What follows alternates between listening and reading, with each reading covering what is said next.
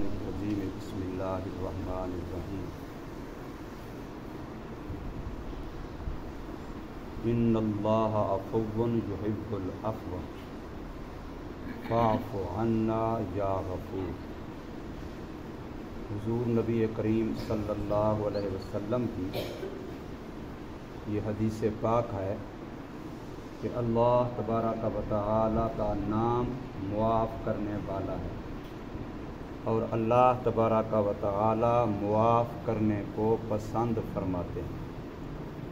لہذا دعا مانگی جاتی ہے کہ اے اللہ تو ہمیں معاف فرما دے۔ حدیث پاک میں آتا ہے امی عائشہ رضی اللہ تعالی عنہا نے نبی پاک صلی اللہ علیہ وسلم سے فرمایا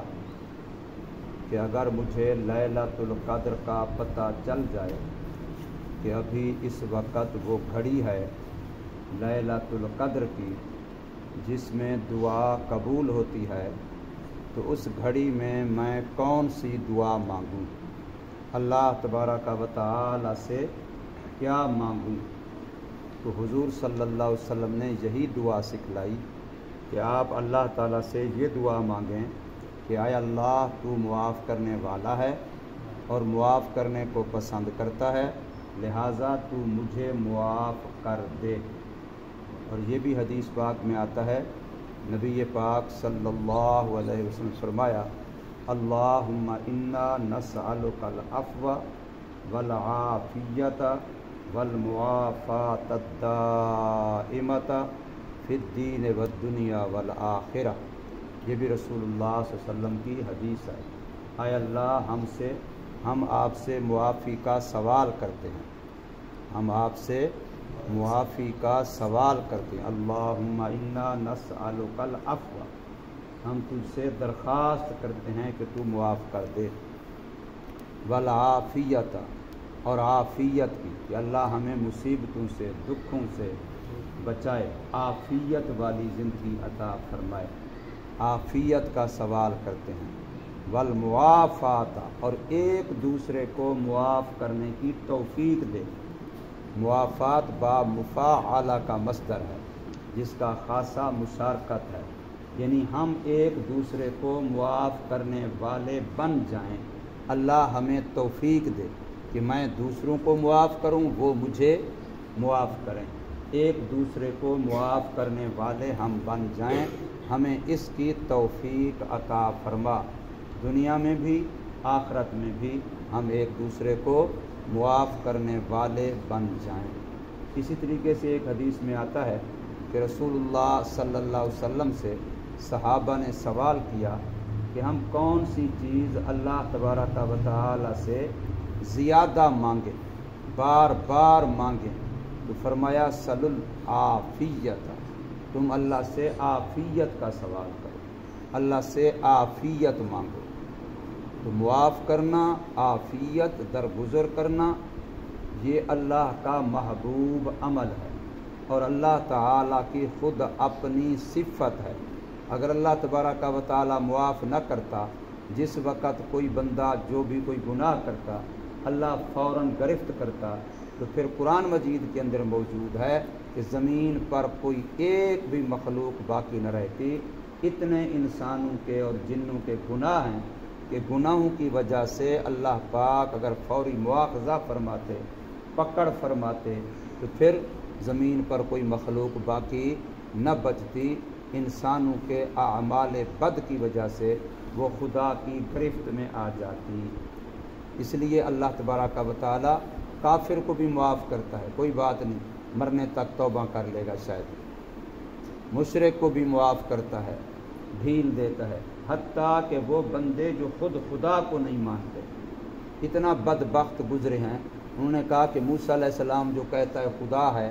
تو فرعون نے کہا اپنے وزیر حامان کو کہ تو ایک اونچی بلند عمارت بنا، میں اس کے اوپر چڑھ جاؤں گا، پھر مجھے تیر کمان دینا، میں اوپر خدا کے موسیٰ علیہ السلام کے خدا کو ماروں گا۔ موسیٰ علیہ السلام کہتا ہے اوپر سے یہ بات آئی ہے، وحی آئی ہے، حکم آیا ہے، کتاب آئی ہے، علم آیا ہے۔ موسیٰ علیہ السلام جو اوپر کی باتیں کرتا ہے تو میں اس کے خدا کو تیر ماروں گا اور اس کا خدا مر جائے گا۔ اب اتنا بڑا گستاخ ہے لیکن اللہ تبارک و تعالی نے اس کو بھی ڈھیل دیے رکھی ہے، کتنا عرصہ ڈھیل دیے رکھی ہے، حکومت بھی اسی کی، فوج بھی اسی کی، دولت بھی اسی کی، صحت بھی ایسی کہ کبھی اس کو تھوڑا سا سر میں تکلیف بھی درد بھی نہیں ہوا۔ تو اللہ پاک ہر ایک کو ڈھیل دیتے ہیں، معافی دیتے ہیں، درگزر کرتے ہیں، ورنہ ادھر میں ہاتھ سے گناہ کرنے لگتا اللہ میرا ہاتھ چھل کر دیتا، ادھر میں آنکھ سے گناہ کرنے لگتا اللہ میری آنکھ کو اندھا کر دیتا، ادھر میں زبان سے گناہ کرنے لگتا اللہ میری زبان کو گم کر دیتا، ادھر کوئی گناہ کی طرف چلنے لگتا اللہ پاؤں کو چھل کر دیتا، کوئی گناہ کا سوچنے لگتا اللہ دماغ کو پاگل کر دیتا۔ اللہ کے لیے مشکل تھا کوئی، لیکن اللہ ایسا نہیں کرتا، بلکہ اللہ تعالیٰ درگزر کرتا ہے، معاف کرتا ہے۔ کوئی نہیں آج غلطی کر رہا ہے کل معافی مانگ لے گا، یہ مہینہ غلطیوں میں گزارا آگے معافی مانگ لے گا، یہ سال غلطیوں میں گزارا آگے معافی مانگ لے گا، ساری زندگی غلطیوں میں گزاری پھر بھی آخری لمحے تک اللہ کی رحمت انتظار کر رہی ہوتی ہے کہ شاید بندے کو اب سمجھ آ جائے، اب موت نظر آ جائے، اب قبر کا خیال آ جائے، اب آخرت کا خیال آ جائے اور اب یہ توبہ کر لے، معافی مانگ لے، تو اللہ پاک ایسا معاف کر دیتے ہیں۔ فرمایا جو آخر میں مرتے مرتے ہی کلمہ پڑھ لے توبہ کی نیت سے، کفر سے، شرک سے، بدعات سے، گناہوں سے توبہ کی نیت سے مرتے کلمہ پڑھ لے، تو جو آخری لفظ منہ سے کلمے کے نکالے گا اور ادھر فوراً مر جائے گا، فرمایا سیدھا جنت میں جائے گا۔ اللہ پچھلی ساری زندگی کے سارے گناہ اس آخری کلمے کی وجہ سے بخش دے گا، اس لیے کہ یہ کیا کر رہا ہے؟ توبہ کر رہا ہے، کیونکہ کلمہ پڑھنا یہ کفر سے توبہ ہے، شرک سے توبہ ہے، گناہوں سے توبہ ہے، اور التائب من الذنب کمن لا ذنب لہ، گناہوں سے توبہ کرنے والا ایسے پاک ہو جاتا ہے جیسے اس نے کبھی گناہ کیا ہی نہیں تھا۔ تو اس لیے ہمیں اللہ تبارک و تعالیٰ کی اس صفت کو اپنانا ہے کہ ایک دوسرے کے ساتھ لڑنا نہیں ہے، ایک دوسرے سے بدلہ نہیں لینا، ایک دوسرے سے انتقام نہیں لینا کہ اس نے مجھے دھکا دیا تو میں بھی دھکا دوں گا، اس نے مجھے مکہ مارا تو میں بھی مکہ ماروں گا، اس نے مجھے گندی زبان استعمال کی میں بھی گندی زبان استعمال کروں گا۔ عدلے کا بدلہ ایسا نہیں، بلکہ میں کیا کروں گا؟ معاف کروں گا۔ کیا کروں گا بھائی؟ معاف کروں گا۔ اگر وہ اس نے غلطی کر بھی لی ہے، اس نے زیادتی کر بھی لی ہے تو میں کیا کروں گا؟ معاف کروں گا۔ حدیث پاک میں آتا ہے اللہ کو معاف کرنا اس کا پسند آتا ہے جو بدلہ لے سکتا ہو، پھر نہ لے معاف کر دے۔ جو بدلہ لے سکتا نہیں ہے وہ معاف کرے، وہ بھی اللہ کو پسند ہے، لیکن زیادہ پسند کس کا معاف کرنا ہے؟ جو بدلہ لے سکتا ہے، اس کو طاقت ہے، قوت ہے، لیکن پھر بھی وہ بدلہ لیتا